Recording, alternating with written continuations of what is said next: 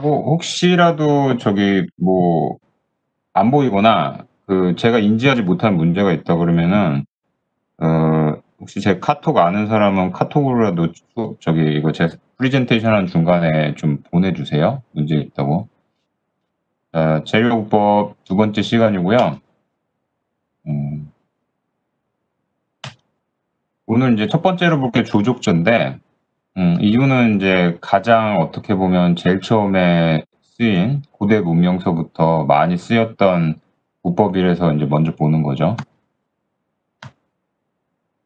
자, 조족 부제는 조족조는 쌓아 올리는 어떤 단위 부제가 있고요.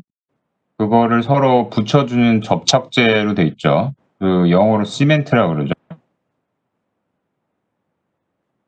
음 움집 짓고 막 원시 문명 아주 초기에는 움집 같은 경우 목조라고 볼 수가 있는데 어 정착 생활을 하면서 그러니까 이동하지 않고 움집이야 그때그때 주변에 있는 재료를 이용을 해서 가설물처럼 쓸 수가 있는 거였지만 이제 농업이 발달해 가지고 한 곳에서 계속 영구 정착해 갖고 살 때는 이제 조족조를 대부분 쳤어요, 고대 문명에서는.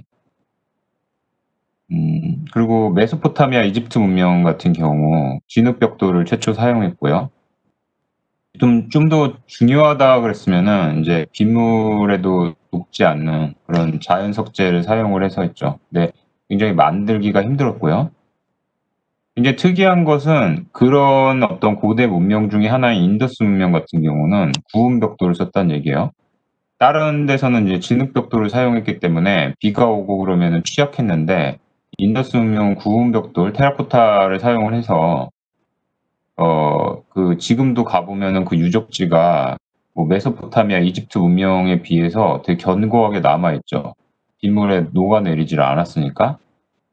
근데 왜 그랬을까 생각해 보면 인더스는 그 메소포타미아, 이집트에 비해서 훨씬 더 습하고 비가 많이 오는 지방이에요. 그래서 애초부터 뭐 진흙벽돌 사용하기가 굉장히 불리했을 거예요. 그러다가 인제 방안을 고안하면서 이게 먼저 개발됐던 것 같아요.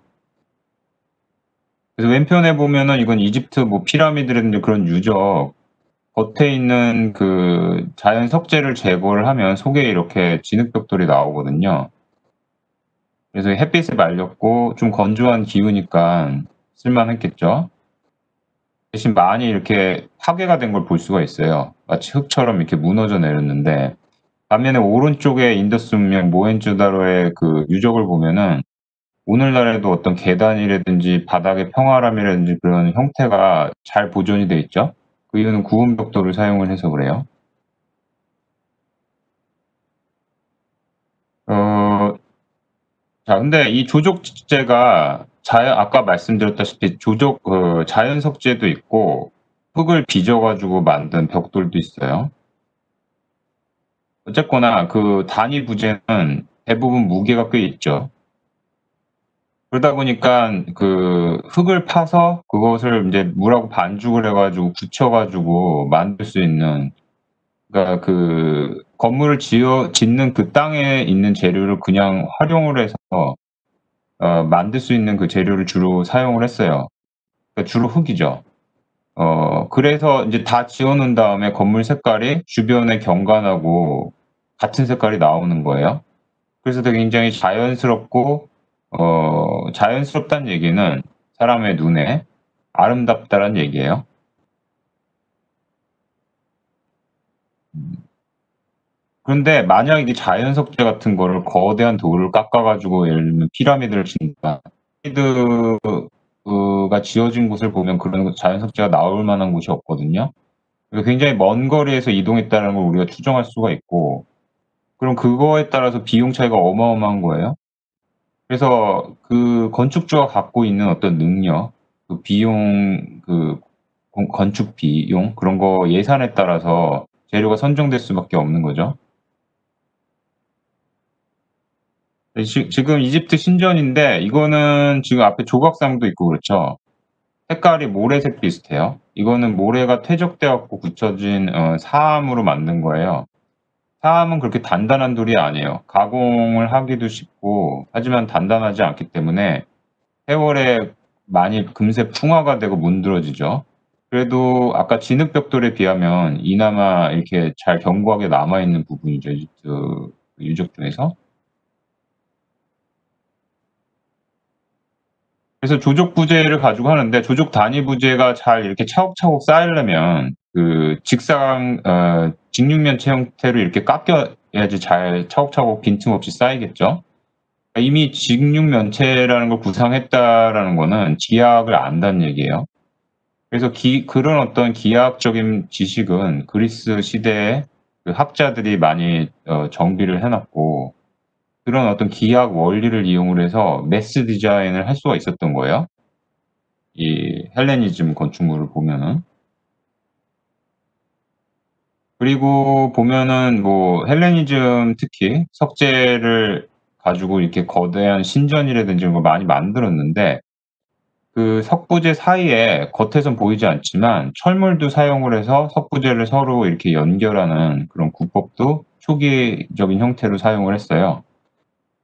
근데 아프리카라든지 아프가니스탄 같이 이제 농목축업하는 어떤 초기 문명에 계속 머물러 있던 곳은 진흙벽돌을 더 많이 사용을 했고요.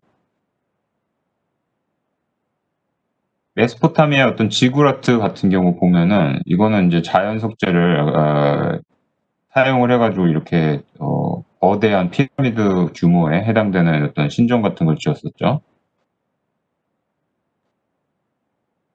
그래서 인제 처음엔 좀 역사를 보고 그다음에 국법을 좀 볼 텐데 역사부터 보면은 최초의 도시 우루 뭐 성경책 보면 아브라함도 나오고 얼번 오늘날 우리 영어에 얼번이라고 그러죠. 도시의 뭐 그럴 때. 그 앞에 들어간 UR이 바로 이 도시 고대 도시 최초의 도시 우루에서 나온 거예요.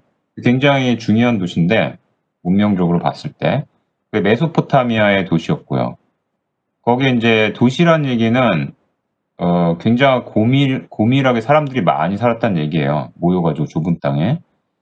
그랬을 때 그 건물 단위 건물을 이루는 어떤 단위 석재가 벽돌이었고요. 그래서 그거 가지고 아치도 만들 수 있었고 그리고 볼트도 만들었어요. 볼트라는 거는 인제 아치는 벽 안에 계구부를 만들면서 수평으로 그 수평으로 이렇게 힘을 이렇게 내려오는 하중을 분산시키는 기법이잖아요. 근데 그거를 축방향으로 쫙 연결시킨 복도처럼 그랬을 때 나타나는 그 궁융이라고 그러는데 우리나라 말로 그 천장을 볼트라고 그러죠.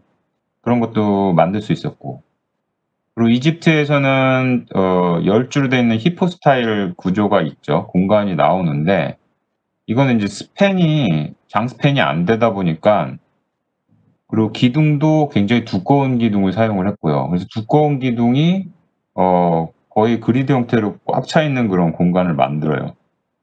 그래서 사실은 이 사람들이 원했던 건 대공간인데 거기에 인제 공간보다 오히려 공간에 거의 버금갈 만큼 기둥이 밀도 있게 많이 차 있는 그런 공간을 만들었죠. 그걸 히포 스타일이라고 그러죠. 그래서 먼저 인제 메소포타미아의 그 아치를 보면은 왼편에 보이다시피 아치가 있고요. 이건 초기 형태라 그러는데 형태적으로만 엄밀하게 보면은 뭐 나중에 로만 아치랑도 거의 비슷한 반원고형이에요. 근데 이거를 로만 아치만큼 발달된 아치를 쳐 주지 않고 그냥 초기 형태라고 해요. 스팬도 굉장히 짧았고. 근데 오른편에 보면 흥미로운 것은 이 당시에 만들었던 볼트를 인제 보여주는데 여러분들 사진을 자세히 보면은 볼트가 아치가 직립해서 서 있질 않고 아치가 이렇게 기울어서 있는 걸 알 수가 있어요. 그리고 그다음에 아치 켜를 설 때는 반대로 또 기울여서 이중으로 쌓고 그래서 인제 하는 건데 왜 그럼 기울였냐. 밑에 가설재를 대지 않고서 하려고 그런 거예요. 그러니까 중력이 위에서 이제 수직으로 아래로 찍어 누르는데 가설재를 대야지만 일단은 첫 아치를 만들 수가 있잖아요. 근데 이거를 축방향으로 살짝 기울여 가지고 접착제를 붙여 놓으니까 얘가 그냥 완전 수직면은 아니고 살짝 기울어져 있는 면이기 때문에 흘러내리지 않고 한 장 한 장 붙을 수가 있었던 거죠. 그래서 무슨 얘기냐면 제가 커서를 옮길 텐데 여기 보면 이렇게 약간 기울어져 있잖아요. 수직하고 달리 기울어져 있어요. 그래서 처음부터 이렇게 삼각형이 보일 만큼 기울여서 쌌는데 그 이유는 밑에 시멘트를 바르면서 밑에 있는 면에다가 이렇게 찰싹 붙여 놓은 거예요. 이 얇은 부재를 사용을 해서. 그래서 가설재 없이 아치를 구성을 해서 얘를 켜켜이 쌓아 가지고 쭉 방향으로 연장을 하면 볼트가 되는 거죠. 그리고 이 히프 스타일인데 여기에 어떤 대공간이 있는데 스팬이 몇 미터가 안 되는 볼을 사용을 하다 보니까 그만큼 기둥수가 여러 수직 X, Y 방향으로 많이 필요했던 거예요. 그래서 평면을 보면은 이만한 대공간이지만 거기에 무수하게 많은 두꺼운 기둥이 있는 그런 공간이에요. 어 근데 나름대로 이 공간에 어떤 공간감이 있어요. 어떤 거냐면은 수직 방향, 수평 방향으로도 이렇게 축이 뚫리는 시각적으로 뚫리는 효과가 있고요. 대각선 방향으로 뚫려요. 이 공간 안에 가면은. 여러분들이 이런 공간 한번 가 보면 느낄 텐데 제가 이런 거 봤던 것은 영화에서 그 반지의 제왕 보면은 1편 보면은 지하 던전에 얘네들이 들어가는데 거기서 온몸에 불이 붙은 거인이 쫓아오는 장면이 있거든요. 그 장면 한번 다시 유심히 보시면은 그 공간이 이런 어떤 히포 스타일 공간이고요. 그랬을 때 빛이 뻗어나가는 방향이 45 도, 90 도, 0도 이렇게 방향으로 세 가지 방향으로 이렇게 뻗어나가요. 그런 공간 효과. 그리고 뭐 이집트 가긴 쉽지 않을 텐데 뭐 스페인 바르셀로나 같은 데 여러분들 가 보면 가우디 건물 볼 텐데 가우디 제가 봤던 곳은 가우디가 만든 구엘 공원이라고 있거든요. 근데 거기 보면은 그 지하를 이렇게 뚫어 가지고 만든 공간이 있어요. 위에 광장 있고 그 밑에 이렇게 떠받쳐지는 그 지하실 같은 게 있는데 거기도 이렇게 히프 스타일만큼 기둥을 촘촘히 박아 놨어요. 그래서 비슷한 효과가 나요. 아까 얘기했다시피 그 석부재 사이에 그 촉을 조그맣게 꽂아 놔 가지고 그 위치가 정확하게 맞도록 사용을 했고 H형으로도 묶어 갖고 수평 부재를 연결을 했었어요. 그래서 제가 보여 드릴게요, 그림으로. 지금 보면 이게 왼편에 있는 게 그 그리스 사원이잖아요. 신전인데 여기 보면은 여기 제 커서 움직이는데요. 코너 부분에 일부러 석재를 걷어 놨고 그 석재랑 석재 사이에 이렇게 까맣게 연결된 것들 보이죠? 걔를 확대를 하면 오른편의 그림처럼 이렇게 H형의 타이예요. 그 돌을 미리 파는 다음에 여기 쇠로 주물을 철제를 이렇게 H형으로 해서 꽂아 놓은 거죠. 그래 갖고 옆에서 뭐 지진이 나서 흔들어도 돌끼리 서로 위치가 변동되지 않고 수평적으로 맞물려 있게 한 그런 장치를 고대부터 썼고요. 그리고 이 돌기둥도 여기 보면은 이게 하나의 통짜가 아니라 얘를 쌓고 그 위에 쌓고 이렇게 금이가 있잖아요, 수평으로. 여러 부재가 쌓인 건데 그 사이에도 틈을 이렇게 벌려 놓고 여기다 쇠촉을 오른편의 그림처럼 네모난 쇠촉을 하나를 집어넣은 거예요, 상하를 연결하도록. 그래서 이 드럼들이 서로 인제 흔들리더라도 같이 붙어 있도록 제자리에서 자리를 잃지 않도록 미끄러져 나가지 않게 그렇게 고안한 거죠. 노란색으로 나오는 글씨는 제가 첫 시간에 전체를 훑으면서 넣었던 텍스트고 그만큼 어떤 역사적으로 보면은 알아둘 필요가 있다. 교양으로 알아둘 필요가 있다. 그런 의미예요. 시험에 나온다 그런다기보다는. 그래서 그 그리스 때 알렉산드리아에 그 도서관을 세워 가지고 기초 학문이 발달을 했고요, 헬레니즘 학문이. 그때 인제 중요한 건 건축적으로 기하학이고 그게 헬레니즘 건축법에 큰 영향을 줬죠. 그래서 왼편에 보이다시피 로마 시대의 어떤 경기장 건물을 보면은 기하학적으로 이미 계산이 돼 있는 그 타원을 갖고 있고 이게 기하학적으로 정리가 됐기 때문에 이 거대한 건축물의 형태를 질서 있게 그 인부들이 만들 수가 있었던 거예요. 만약에 없었다면 예 건축가가 이거를 그 1대1 스케일로 바닥에 그리는 거는 굉장히 어렵고 불가능했을 거예요 거의. 근데 기하학이니까 뭐 반경 몇 이렇게 잡아 주면은 얘네가 그 뭐 말뚝을 받고 거기다가 끈을 연결을 해서 원을 그린다든지 이런 방식으로 땅바닥에 그림을 그리면서 그 기초를 칠 수가 있었던 거죠.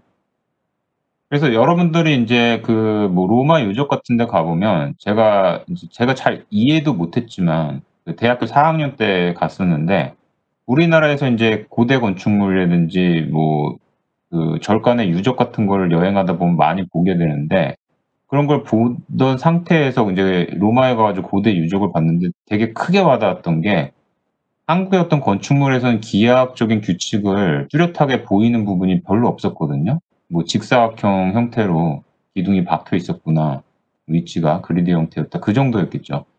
근데 어마어마한 규모인데 그 고대 건축물들이 아주 완벽한 기하, 이게 원이면 원 아니면 타원이면 타원, 그리고 그런 걸로만 100% 이루어진 건축물을 보게 되니까 이게 굉장히 다르고 굉장히 견고하다는 느낌을 많이 받았어요. 그래서 여러분도 아마 마찬가지일 거예요.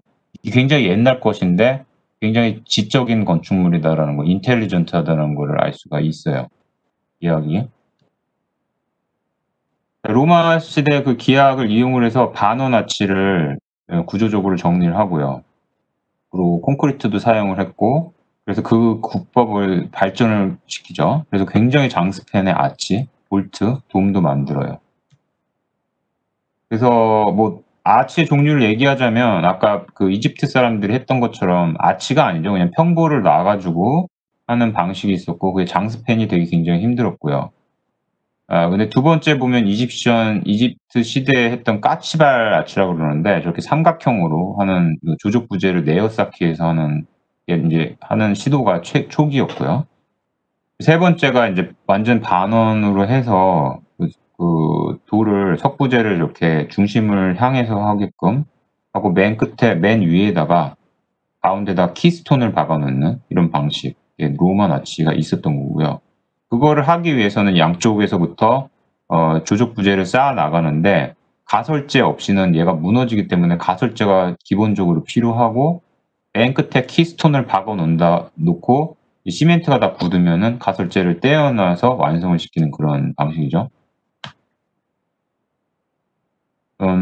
그래서 인제 눈여겨볼 어떤 로마 시대의 그 조족적 건물 중에 하나는 트라잔 기둥이라고 있어요.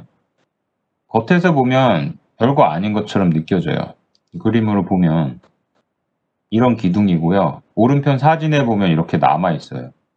'굉장히 두껍고 뚱뚱한 기둥이 하나 있구나.' 이렇게 생각이 되는데, 그 내부에 들어가 보면 입구가 밑에 하나 있고, 그리고 이렇게 통로 계단으로 돼서 나선형 계단을 타고 올라가면 맨 꼭대기까지, 등대같이 생긴 꼭대기까지 올라갈 수 있는 건데, 얘가 왜 대단하냐 그러면은 얘가 조적조로 조그만 석재 부재를 쌓아 가지고 조형을 만든 게 아니라 이 드럼 이 통째로 하나씩 이게 다 하나의 거대한 석재라는 거예요.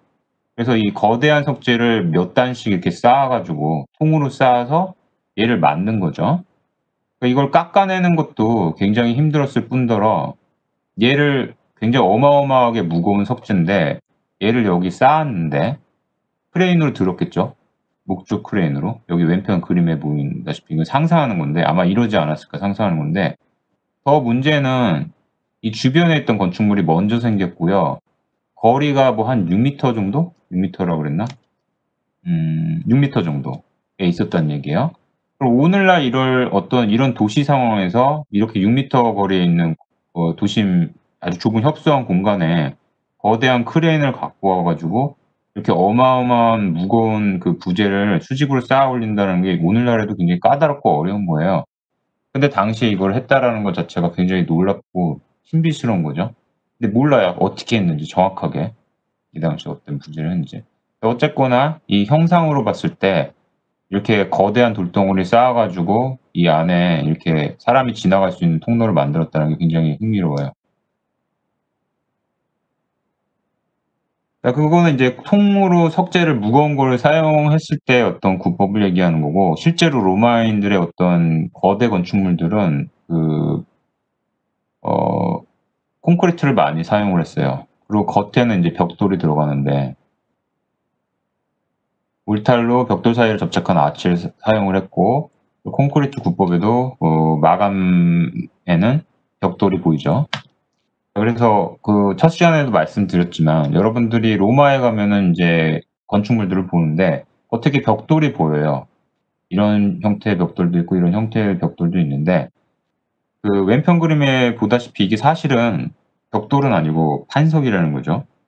그래서 이 직사각형 형태의 판석이 있는데 얘를 대각선으로 잘라서 얘를 요렇게 쌓은 거예요, 벽돌식으로. 그리고 안에다가 로만 콘크리트를 쏟아 부었어요. 로만 콘크리트가 뭐 오늘날처럼 뭐 일정한 크기의 쇠석이 섞여 들어가 있는 시멘트량이 굉장히 많은 그런 액체 같은 형상은 아니고요. 그보다는 석재가 훨씬 더 거친 게 많이 있는 시멘트는 그거보다 훨씬 오늘날 쓰는 것보다 훨씬 분량이 적게 섞여 있는 그런 어떤 혼합물이었어요. 그래서 걔를 갖다 부은 다음에 붙여진 게 이런 벽이 나오는 거죠. 그리고 또 이제 로마 시대의 재밌는 것은 구법으로 봤을 때 하이포코스트라는 그 구들장이 있는데 온도라고 거의 같다고 보면 돼요. 그래서 뜨거운 연도가 데펴지면서 그 뭐냐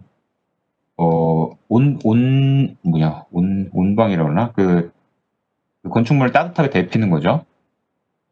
냉방의 반대말이 뭐지? 모르겠네. 그래서 이렇게 하이퍼코스트 재밌는 게 여러분들이 뭐 포로 로마노라든지 그런 로마 유적을 가보면 이런 걸 볼 수가 있어요. 작은 기둥들이 이렇게 그리드 형상으로 굉장히 많이 서 있는 거예요. 높이는 되게 낮아요. 그래서 저게 뭐지? 저 밑으로 사람이 허리를 굽히고 지나다닐 만한 높이인데 실제로 보면은 바닥은 되게 슬라브처럼 얇게 해서 위에 있고요. 밑에는 잘 이해를 못하는 공간인데 설명을 보면은 사실은 이 밑이 뜨거운 인제 옆에서 장작을 떼면은 마치 우리나라 구들장처럼 여기 뜨거운 연기가 다니는 거였고 얘네가 어느 정도 기술적으로 고안을 했냐면은 이 연도가 벽으로도 타고 아치로도 타서 이렇게 공간을 이중으로 만든 거죠. 그래서 이 대욕장 어떤 사람들의 어메니티를 충족시키는 수단으로 사용을 했던 거잖아요, 로마 시대 대욕장이라는 게. 그래서 겨울에도 사람들이 여기서 여유롭게 하루 종일 즐길 수 있게 만들어 놓은 거죠. 벽도 따뜻하고 온 바닥도 따뜻하고 겨울에도 이렇게 따뜻하게 즐길 수 있는 공간이 됐던 거예요. 어마어마한 문명이라고 저는 생각을 해요, 고대에 이런 걸 했다라는 게. 근데 인제 로마 제국이 쇠퇴를 하고 동로마만 남았을 때 동로마에서 성소피아 성당을 짓는데 이 건물이 높이가 어마어마해요. 높이가 55m예요. 실제로 실내에서 보면은 이 천장이 아득하게 느껴질 정도로 높아요. 이게 옛날 건축물인데. 근데 더 웃기는 것은 로만 콘크리트 사용을 하지 않았다는 얘기예요, 로마 시대 건물인데. 동로마 제국에는 로만 콘크리트 기법이 정해지지 않아서 그냥 조적조르만 했어요. 근데도 높이가 55m 되는 그런 돔을 만들었어요. 중요한 것은 이 구법이 잘 전이되지 않는 경우가 굉장히 많았고 서로마 제국의 로만 콘크리트 역시 서로마가 사라지면서 사장된 기술이다. 그런 거고 성소피아 성당을 오늘날 가 보면은 왼편에 사진처럼 이렇게 돼 있는데 여기 사람들 크기 보이나요? 요게 인제 사람의 크기예요. 근데 여기가 돔이죠. 그래서 실제로 가 보면은 이 안에 한 뭐 30층 이상 되는 아파트가 30층 아니고 20층 정도 되는 아파트가 이 안에 고스란히 남을 어떤 높이가 돼요. 굉장히 높아요. 그리고 그렇게 쌓을 수 있었던 것은 하나의 커다란 돔을 만드는 게 아니라 돔들이 서로 붙어 가지고 그 위에 돔을 얹어서 어 더 높이를 증가시키는 굉장히 복잡한 기압을 사용을 해서 갔어요. 그래서 처음에 출발은 이렇게 커다란 정사각형에서 출발을 하는데 거기에 조그만 돔들이 얹혀지고 그 위에 더 큰 돔이 얹혀지고 맨 가운데 가장 큰 돔이 얹혀져 가지고 수직적인 높이를 이렇게 증가시킨 거예요. 꼭 가 보시면 좋을 것 같아요. 아주 옛날 건축물인데 규모가 아주 웅장하고 거기서 오는 어떤 감동이 굉장히 커요. 지금은 물론 이슬람 사원으로 됐죠. 그리고 그 비슷한 시기에 우리나라에서는 신라의 김대성이 설계했던 불국사 석굴암이 비슷한 시기에 인제 연이어서 지어지죠. 불국사 석축에 화강석으로 조적조가 있고요. 근데 거기서 이제 보여지는 어떤 구조 원리라는 게 목 구조를 따라하고 있어요. 석조의 어떤 조족조 형태를 잘 살렸다기보단. 근데 반면에 석굴암에 있는 그 돔 같은 경우는 조족조 원리를 굉장히 잘 사용했죠. 그래서 조족조를 모르는 게 아니고 조족조를 이용을 해서 그 목부제를 흉내낼 정도의 기술이 있었다는 얘기예요, 신라 시대에. 그래서 여러분들 아마 다 가 봤을 텐데 신라 시대 불국사 석축 목부제처럼 뭐 보가 튀어나오고 마치 그다음에 기둥이랑 목부제 같이 뚜렷하게 보여요. 석부제는 사실은 여기 그냥 요런 식으로 석축으로 그냥 쭉쭉 쌓으면 되는 거잖아요. 그리고 이게 그 돔인데 얘가 놀라운 것은 뭐냐면 실내에서 보면 이렇게 튀어나온 박석이 있거든요. 돔에 더 튀어나온 애들이 있어요. 근데 걔가 이렇게 단면을 보면은 더 이렇게 뒤에까지 삐져나왔는데 얘의 역할이 뭐냐면 얘는 그냥 그 뭐 로마의 판테온이라든지 그냥 돔처럼 공기 중에 만든 돔이 아니고요. 위에 흙으로 눌러 있어서 위에서는 그냥 흙으로 덮여 있는 지형 안에 지하 구조물처럼 들어가 있는 돔이잖아요. 그러니까 이 수직으로 내리는 하중이 보통 구조물 돔보다 훨씬 더 무겁다는 얘기예요.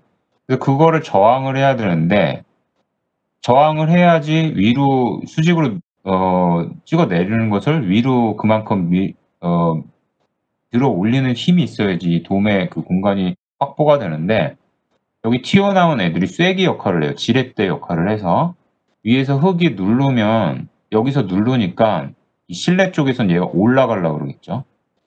여기서 바깥쪽에서 누르면 실내 쪽에선 지렛대처럼 올라가려고 그래요. 그래서 올라가는 힘을 이용해서 이 돔을 지지를 하는 거예요. 그래서 이 가운데 맨 끝에 그 아치로 치면 키스톤 같은 얘가 굉장히 얇을 수가 있었어요. 얘네들이 수직적으로 쐐기 역할, 지렛대 역할을 해서 잘 떠받쳐 주니까. 그래서 이렇게 완벽한 그 돔 형상을 굉장히 다루기 어려운 화강암으로 지었던 거죠. 그래서 놀라운 구조물이에요.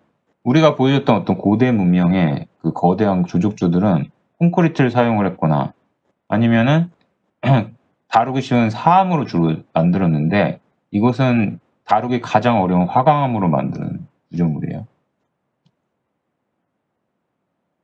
서로마 제국이 멸망하면서 그 동로마 그 수도인 콘스탄티노플을 십자군들이 함락을 하면서 거기 도서관에 있던 그 지식을 다시 빼오는데 그게 이제 예전에 그 헬레니즘, 그리스 시대에 쌓아놨던 헬레니즘이죠.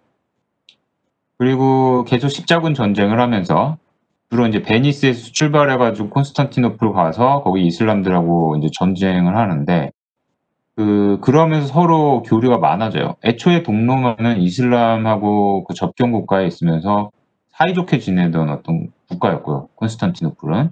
그래서 이슬람의 어떤 지식을 많이 흡수를 했고 그래서 그게 서양으로 넘어왔고 만들어진 어떤 양식이 비잔틴이라고 그래요. 그래서 그 동양적인 색채가 있는 서양의 어떤 문명이라고 볼 수가 있는데 아랍식 조족조의 영향을 받았지만 그보다는 섬세하고 정교하다라는 것이 특징이고요. 대신에 장식으로 봤을 때 서로마의 어떤 인문적인 느낌, 헬레니즘 그리스, 신체를 그대로 표현한다거나 그렇진 않고 굉장히 상징적으로 간다는 얘기예요.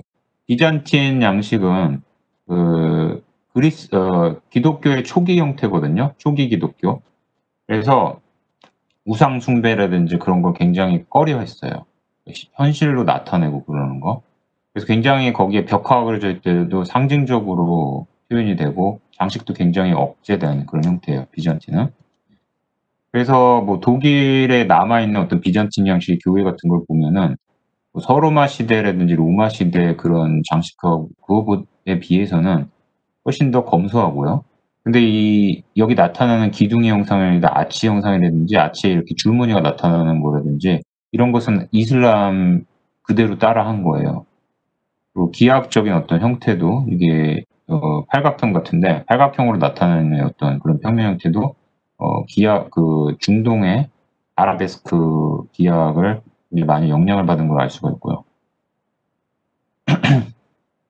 자, 그러다가 이제 중세가 되죠. 중세가 됐다는 얘기는 그 어떤 제국이라든지 국가에 견줄 만한 그 권력이 와해가 됐고 그래서 각각의 그 영주들이 힘을 키운 영주들이 바바리안으로부터 성체를 쥐어서 자기의 영역을 이렇게 다스리는, 그리고 영주들을 이제 또 통솔하는 왕이 있지만 그만큼 왕의 어떤 권력이 견고하진 않았어요. 그리고 그 사람이 다스리는 온 영역이 국가의 영역 전체가 다 치안이 보존된 것도 아니고 성 밖에 나가면 굉장히 위험한 지역이었고 바바리안이 여전히 있는, 그게 이제 바로 서양의 중세죠.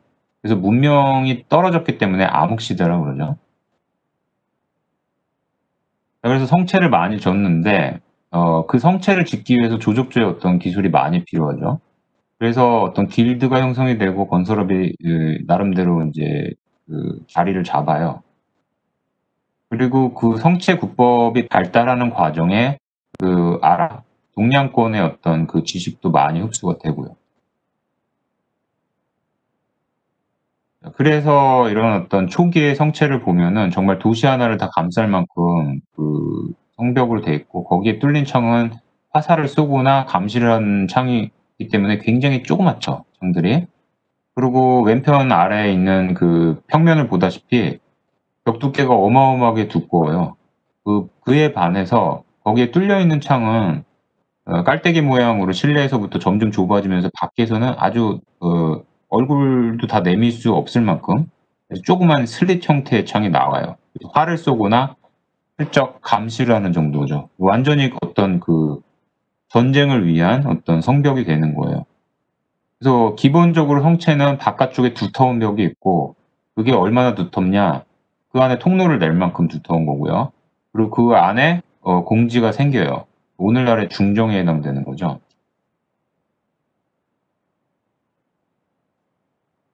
이런 어떤 시대에 로만 카톨릭이 결국은 그 기독교로 인해서 로마 제국이 이제 무너지는 거고요. 그랬을 때 그 기독교는 국가를 초월을 해서 전 유럽에 인제 흩어지는 어떤 네트워크가 되거든요. 로마의 중심, 바티칸의 중심을 둔. 그래서 그 권력이 때로는 그 왕의 권력을 압도할 만큼 영향이 컸죠.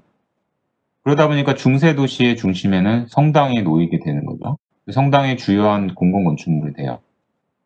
그리고 그 성당에서 표현하는 것은 어떤 그 웅장함, 위대함, 신의 위대함을 표현을 하는 거고, 그게 주로 인제 조적 부재를 쌓다 보니까 높이로, 수직으로 올라가면서 높이로 인제 나타나고요. 그 축조된 어떤 성벽 기술을 발달을 시키는데 계구부는 이게 전투용 건물이 아니니까 가급적 넓히려 그러게 되죠. 그래서 얇은 부재로 스팬을 하고 채광량을 굉장히 높여 가지고 하다 보니까 길쭉한 어떤 창들이 나와요.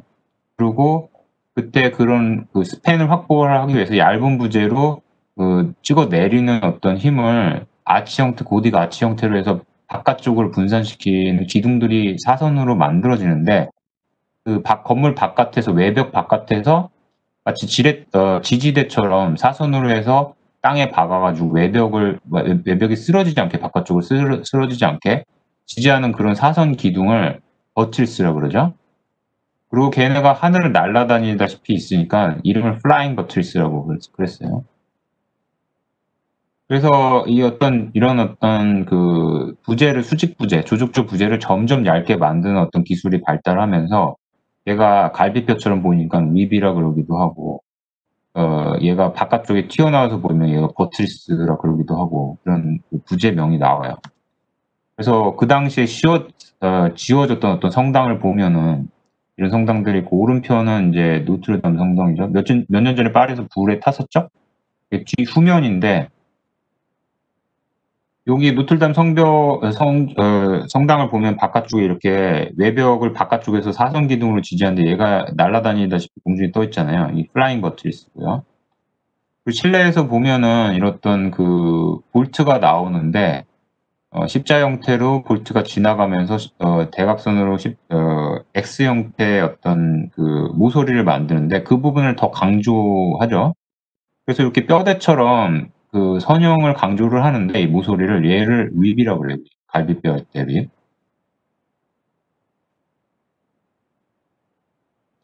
그래서 플라잉 버트리스를 보면은 위에서 인제 고딕 아치가 있고, 얘가 바깥쪽으로 쓰러지려고 그러니까 얘를 바깥쪽에서 잡아주고 또 바깥쪽에서 잡아주고 해서 전체적으로는 사선 형태가 돼서 이렇게 얘를 잡아주는 버틸스가 있고, 그게 그 초기부터 후대로 갈수록 부재는 점점 얇아지고 더 가벼워지면서 뚫린 구멍도 더 커지면서 이런 플라잉 버트리스가 만들어져요.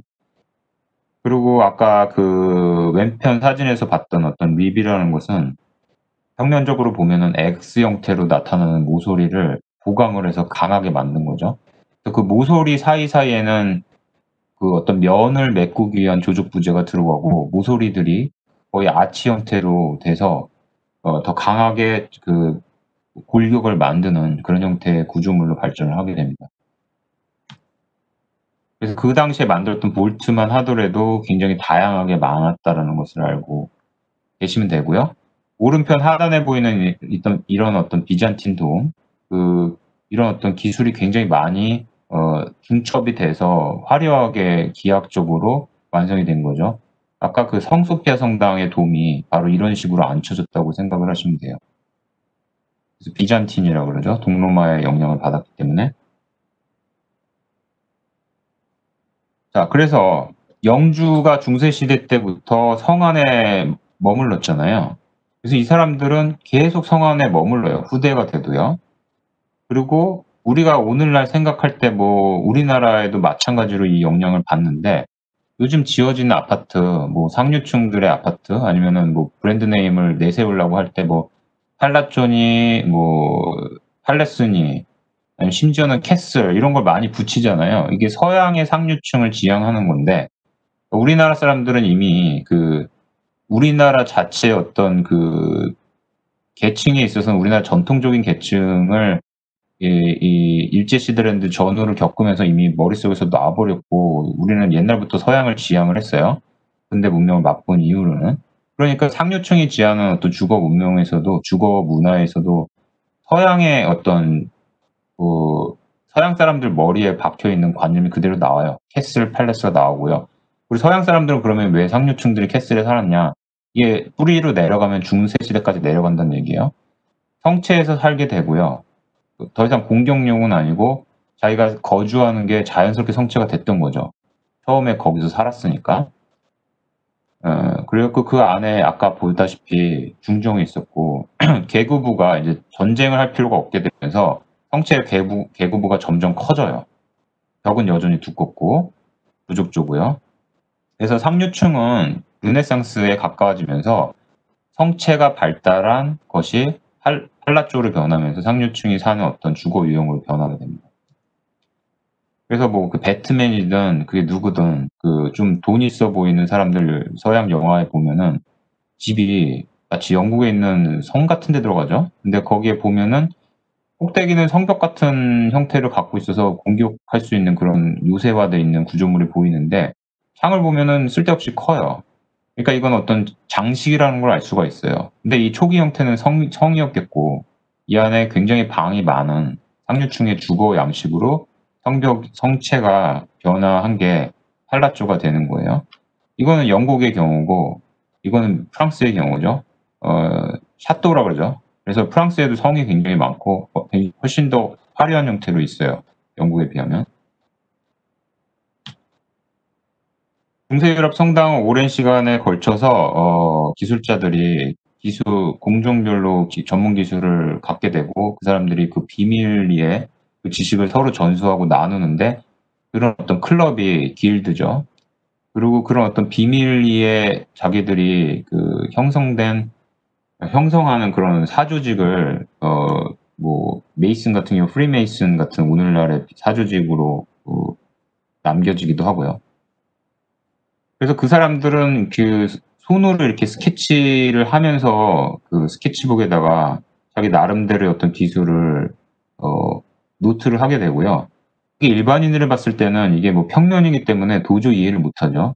기둥사이에 저 X가 사실은 천장도를 그린 거고 립의 위치를 보여주는 건데, 일반인들이 봤을 때 저 X자가 무슨 의미인지 이해는 못할 거예요. 평면조차도 이해하기는 어려울 거고. 그리고 오른편에 있는 스케치 같은 경우는 돌을 어떻게 자르는지, 그다음에 가설재를 어떻게 떠받치는지, 그런 것들을 이제 노트를 해놓은 건데, 이런 것들이 이제 전문가의 어떤 기술이 되는 거죠.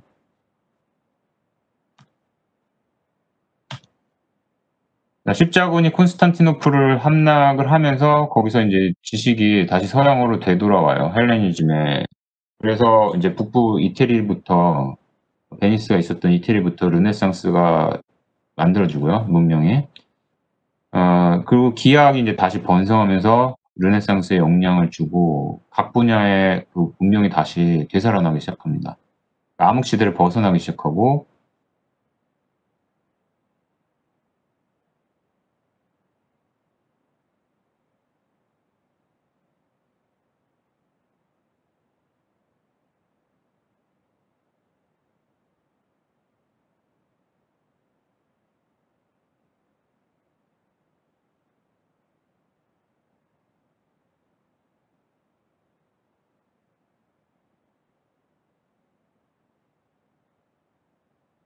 오고 있는 정도로 해서 거의 뭐 오늘날의 아이콘 비슷하게 굉장히 축약된 형태로 그려져 있는데 이 당시 헬레니즘이 다시 번성하다 보니까 마치 그리스 사람들이 그렸다시피 굉장히 사실적으로 모든 것을 그리도록 요청을 하게 되죠, 건축주들이. 그래서 우리가 뭐 로마에 오늘날 간다든지 시스틴 채플의 뭐 성마 천장화를 본다든지 그랬을 때 미켈란젤로라든지 그런 사람들이 그린 성화는 굉장히 사실적으로 그려져요.